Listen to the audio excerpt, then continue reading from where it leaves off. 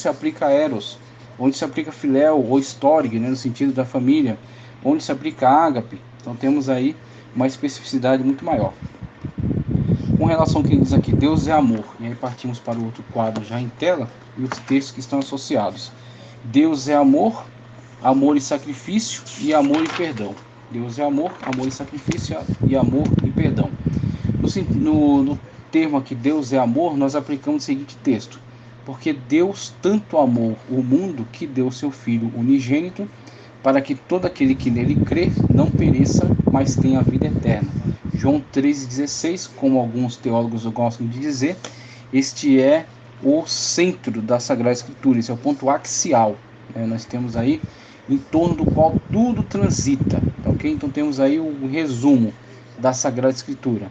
Então tudo que veio a se manifestar está ligado à manifestação do amor de Deus pela humanidade. Então por isso todo o plano salvífico, por isso toda a paciência de Deus, por isso todas as manifestações, toda a revelação de Deus, tudo relacionado ao seu amor e o seu amor sem medida, uma vez que é aplicado o termo, porque Deus amou tanto, ou de tal maneira, como outras tradições gostam de privilegiar, porque Deus amou de tal maneira. Então temos aí o amor imensurável de Deus, tá ok? O amor ágape, manifesto, que é Cristo enviado a nós para a nossa salvação. Então temos aí a maior manifestação de amor, o amor perfeito, o amor sem medidas.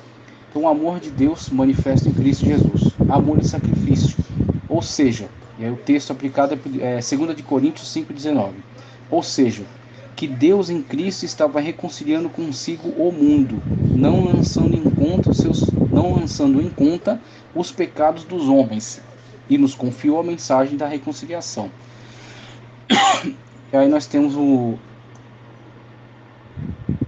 aquele desdobramento que já analisamos logo agora há pouco, que é em relação à distinção de compaixão e misericórdia, Sendo misericórdia, então, um desdobramento, algo muito mais profundo, algo muito mais intenso, algo muito mais transformador.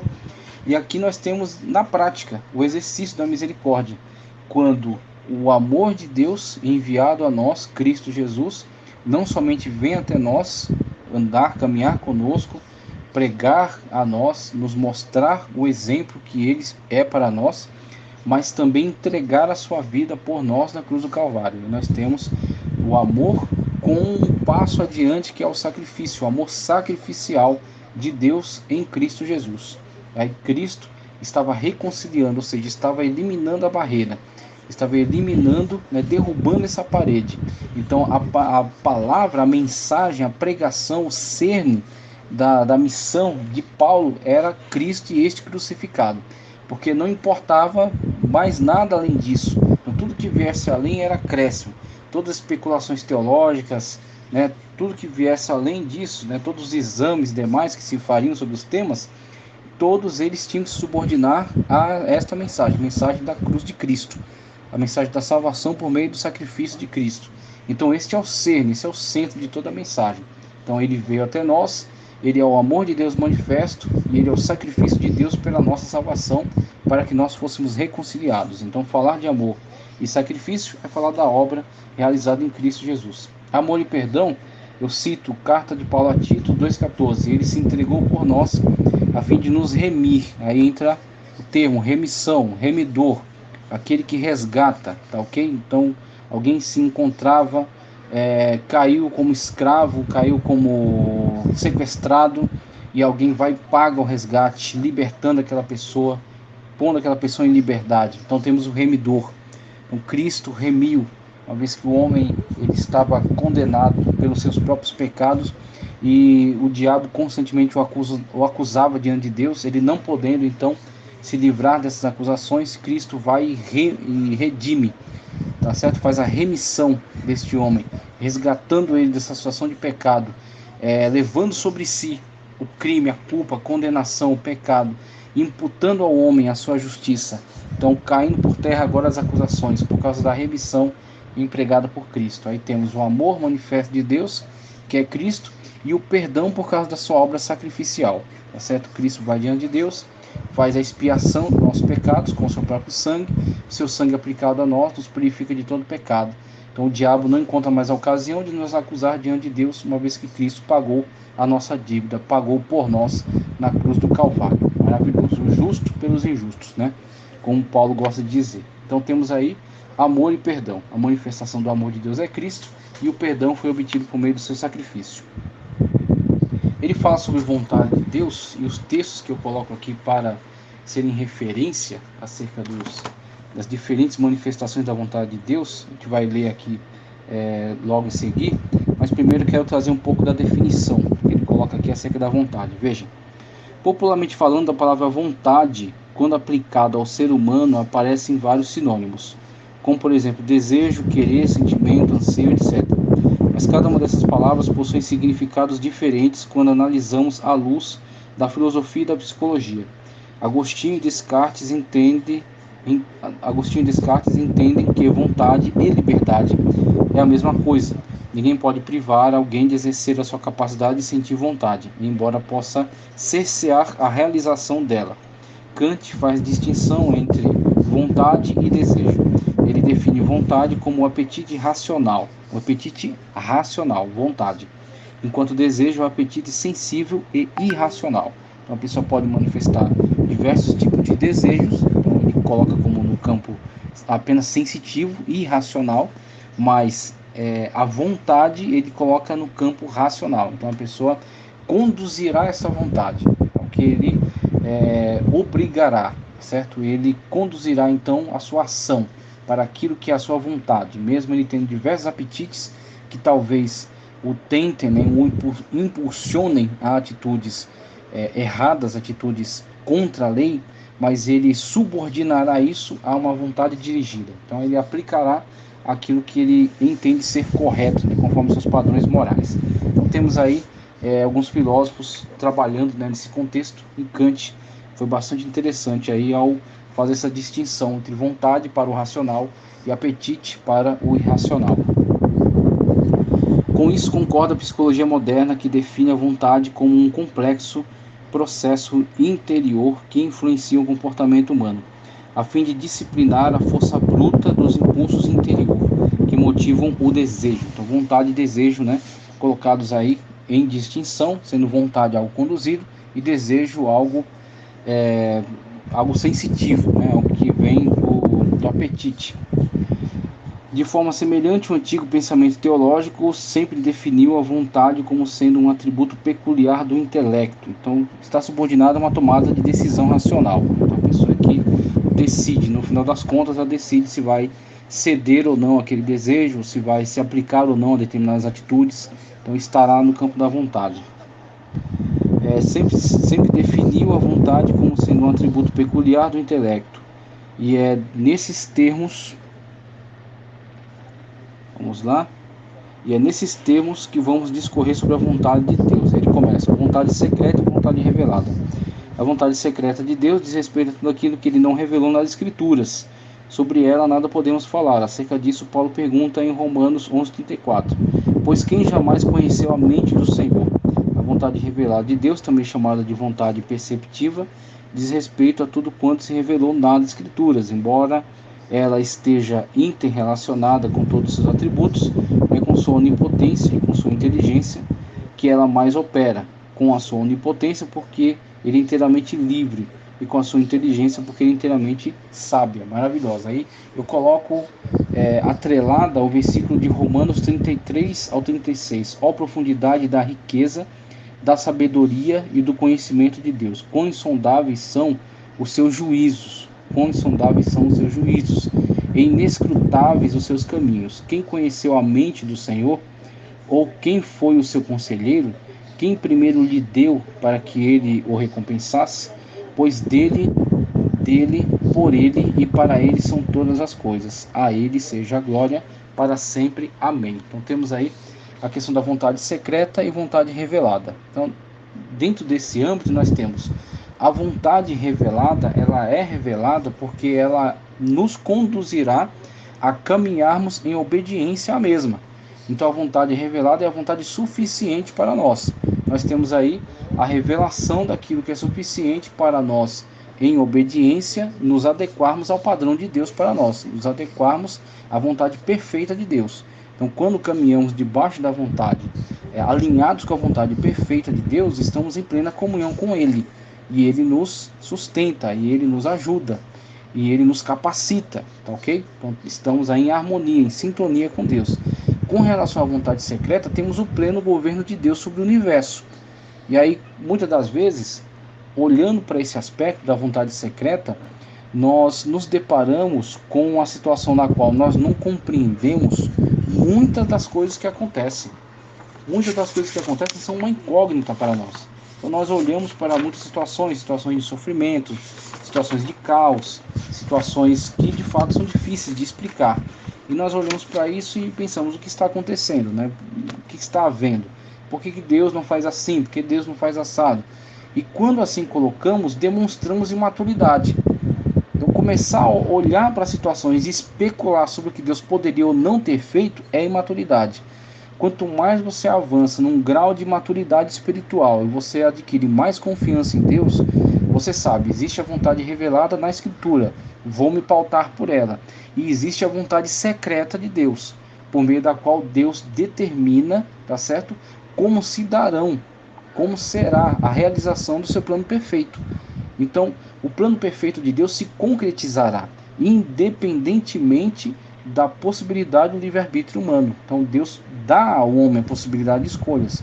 Deus dá ao homem a possibilidade, a liberdade de tomar decisões. Se assim não fosse, Deus seria totalmente, plenamente responsável por todos os males, por todos os crimes, por todos os pecados. E Deus não é. Deus é justo, plenamente justo. Deus é plenamente bondoso.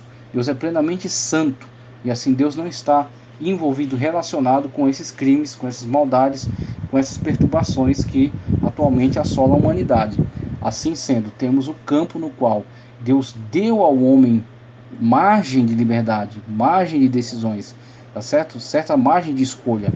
E dentro dessa margem de liberdade, o homem muitas das vezes toma decisões negativas, destrutivas, decisões em antagonismo à vontade perfeita de Deus, ok? Então temos aí a vontade permissiva, na qual Deus permite ao homem tomar decisões. Deus concedeu ao homem, na sua soberania, deu ao homem essa liberdade.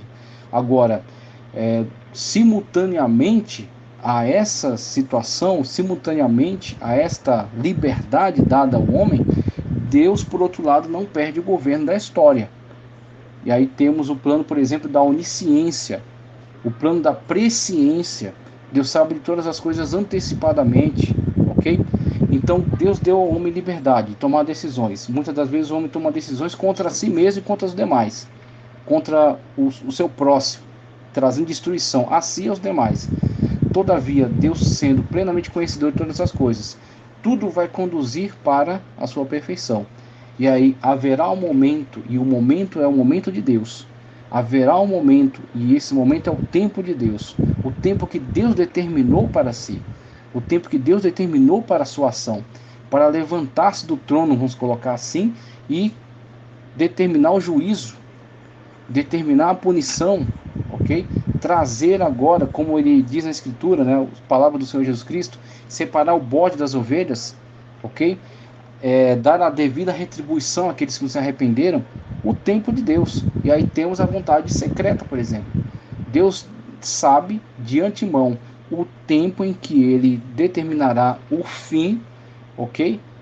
Veio até aqui. Aqui termina a história humana. Aqui fecha-se a porta da graça. Aqui adentraremos ao juízo, onde todos os que agirem em contradição à vontade de Deus serão agora punidos. E aqueles que se submeterem à vontade revelada de Deus serão beneficiados, serão gratificados, adentrarão para a sua comunhão plena e perfeita, onde tudo será restaurado. Então, isso está no âmbito do plano secreto de Deus. Não cabe a nós especular sobre isso. Não cabe a nós especular sobre o tempo que Deus vai instaurar o seu grande juízo, o tempo que Deus vai arrebatar, o Senhor Jesus Cristo vai arrebatar a sua igreja. Cabe a nós estarmos prontos a cada dia, mas não estamos especulando sobre a vontade secreta. Nós temos que estar atentos à vontade revelada. Então tem muita gente, muitos teólogos aí, que começam a especular sobre os decretos secretos de Deus. E esse tipo de especulação produz muita destruição, muita heresia. Tá certo? Produz algo contraproducente. contra a sua vida espiritual. Você começa a especular sobre os planos secretos de Deus, sendo que você não tem essa capacidade. E aí você tem que se contentar com aquilo que é revelado. As coisas reveladas são para vós e vossos filhos, e as secretas são para Deus. Nós não temos que especular sobre a questão da vontade secreta de Deus, apenas saber. A vontade secreta de Deus, ela fala para nós acerca do seu governo, seu domínio sobre toda a história, seu domínio sobre todo o universo. Tá certo? E Deus tem o tempo que ele determinou para si, em que se levantará e trará juízo. Vontade secreta, vontade revelada, ele traz aqui, eu já coloquei o texto ali, vontade decretiva e vontade perceptiva. Esse argumento é formulado pelos teólogos calvinistas. A maioria deles divide a vontade de Deus em duas partes: a vontade decretiva e a vontade perceptiva. A vontade decretiva está relacionada com os decretos e com os eternos propósitos de Deus. Trata-se daquilo que Deus decide realizar.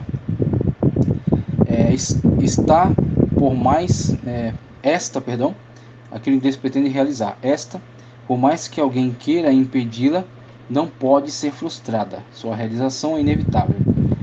Apoio bíblico para corroborar este conceito é o que não falta. Por exemplo, Jó 23:13, 42:2, Isaías 46:10, Daniel 4:35, Efésios 1:11.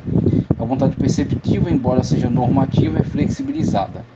Trata-se do relacionamento de Deus com os humanos através de seus preceitos, tais como leis, estatutos, juízos, ordenanças, etc. Nesse plano, embora Deus preceitue o que os humanos devem fazer, permite-os a fazer o que não devem.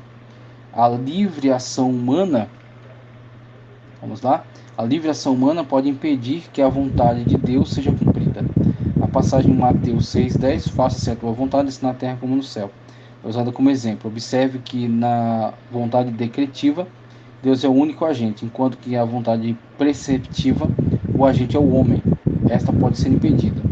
Para que não haja conflito entre a vontade decretiva e a vontade perceptiva de Deus, Charles Hodge diz o seguinte: uma vontade decretiva positiva não pode consistir em uma vontade perceptiva negativa, ou seja, Deus não pode decretar fazer os homens a pecar. Deus não pode decretar fazer os homens a pecar. Mas uma vontade decretiva negativa pode consistir em uma vontade perceptiva afirmativa. Por exemplo, Deus pode ordenar que os homens se arrependam e creiam, e todavia, por razões sábias, abster-se de proporcionar-lhes arrependimento.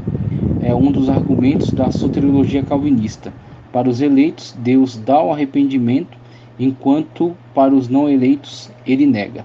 Aí temos aí a questão do calvinista tentando trabalhar essa questão de Deus não apenas ofertar salvação, mas decretar salvação, inclusive predeterminar salvos e condenados. E aí, quando você começa a tentar defender esse tipo de conceito, você acaba criando subterfúgios que, vamos dizer assim, costuram certos textos de forma um tanto indevida, né? E aí temos essa questão dessa como que determinar arrependimento, mas sem lhe dar a graça salvífica, porque a graça é limitada. Então, se a graça é limitada, foi limitada a um grupo e haverá um grupo fora, e se aquele grupo está fora, mesmo que manifestem durante determinado tempo, manifestem provisoriamente algum arrependimento, esse arrependimento não resultará em salvação, uma vez que a graça não lhe foi aplicada. Tá? Então temos aí essa questão que só preocupa aqueles que tentam enxergar um Deus predeterminista, determinando pessoas a salvação e outras a condenação de forma eterna, tá ok? Então temos aí esse tipo de situação. Vamos lá, objeções que ele coloca aqui, ó: não se pode negar que o melhor esquema teológico sobre a natureza de Deus é formulado pelos protestantes calvinistas e luteranos. A questão é que eles se fecham de maneira incisiva e redundante em torno de 5 palavras: soberania, decreto, providência, propósito e ordenação. Alguns calvinistas moderados procuram suavizar a tônica dessas palavras, mas no fim terminam dizendo praticamente a mesma coisa.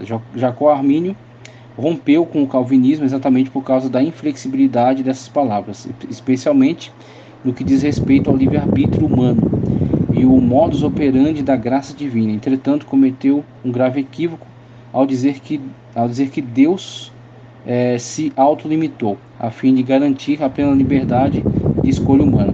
esse ponto de vista arminiano serviu de princípio básico para os expositores do teísmo aberto e da teologia relacional. Dividir a vontade de Deus em vontade perfeita e vontade permissiva, como dizem alguns, sugere que Deus tem duas vontades, uma perfeita e outra imperfeita, uma boa e outra má. O argumento da vontade permissiva de Deus, a priori, parece até atrativo, mas quando examinado não passa de uma falácia. Ok? Dizer que Deus tem vontade de permitir o mal sugere que ele se deleita nisso. Se Deus odeia o pecado, é porque o pecado lhe desagrada. E é interessante esse ponto de objeção, porque o risco é exatamente você começar a trabalhar nessa questão de vontade permissiva, a possibilidade de Deus, vamos dizer assim, interagir com a existência do mal, de Deus impulsionar, Deus dizer, olha, você tem aqui um cheque em branco para fazer um mal. Então, a questão da vontade permissiva, assim colocada, ela de fato alimenta esse tipo de ideia. Então, o alerta que ele deu aqui, de fato, é muito útil. Então, nós temos que tomar cuidado em não dividir a vontade de Deus, e não colocar como Deus, ele dando aí ao homem uma liberdade para pecado. E aí, quando ele examina a questão, e ele vê tanto o ponto de vista da inflexibilidade calvinista, mas a contra-argumentação arminiana, tá certo? E esta possibilidade, né, quando dá aí abre essa lacuna para a possibilidade do trabalho do teísmo aberto, nós temos que tomar cuidado nas definições, e principalmente quando nós tentamos ser muito específicos em algo que não tem base, em algo que não tem subsídio na Sagrada Escritura. Então, quando você tenta ir muito além, ser muito específico nessas coisas, você acaba construindo essas falácias, acaba construindo esse engodo, esse engano.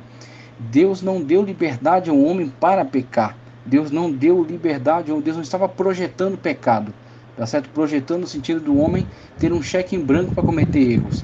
Deus estava sempre dando ao homem liberdade de fazer escolha, liberdade de ter vontade, tá certo? De ser um ser pleno, no sentido de ter vontade própria. Então, o trabalho, o incentivo, tá certo? A capacitação dada por Deus ao ser humano, à humanidade, a capacitação para que ele seja um ser pleno, para que ele seja um ser completo. Ele não seria um ser pleno, não seria um ser completo se ele não tivesse vontade livre, se ele não tivesse manifestação autônoma de vontade. Então Deus deu sim ao homem liberdade. Liberdade para quê? Para amá-lo. Liberdade para servi-lo. Liberdade para adorá-lo. Adorá-lo de forma livre. Adorá-lo de forma autônoma, tá certo? De forma volitiva. Manifestar, tá certo? Essa comunhão livre. Este amor verdadeiro, esse amor intenso. Então, quando Deus deu essa liberdade, este foi o incentivo.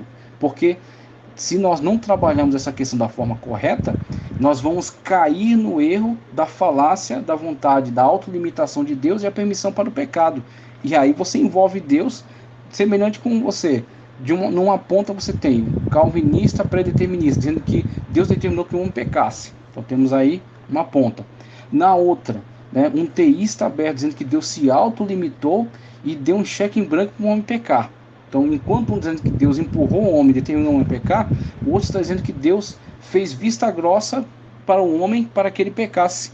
Então, temos aí dois erros, dois equívocos. Os dois estão errados, estão trabalhando fora da base bíblica. A base bíblica que temos é: Deus fez o homem à imagem e semelhança.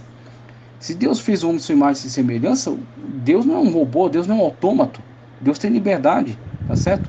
Só que Deus tendo liberdade também tem perfeição, também tem poder, sabedoria, autoridade, conhecimento, e assim Deus não pode ser atingido pelo mal. Deus é puro e perfeito. E o que ele fez? Um ser humano. Ele fez um outro Deus? Não, ele fez um ser humano. É menor do que ele, certamente, mas era puro, tá certo? Era perfeito, sim, e deu a ele liberdade para o adorar em perfeição, para o servir em perfeição, tá certo? Nas suas limitações, como um ser humano, mas sem pecado. Ele não fez o homem para pecar, fez o homem para o servir. Agora, se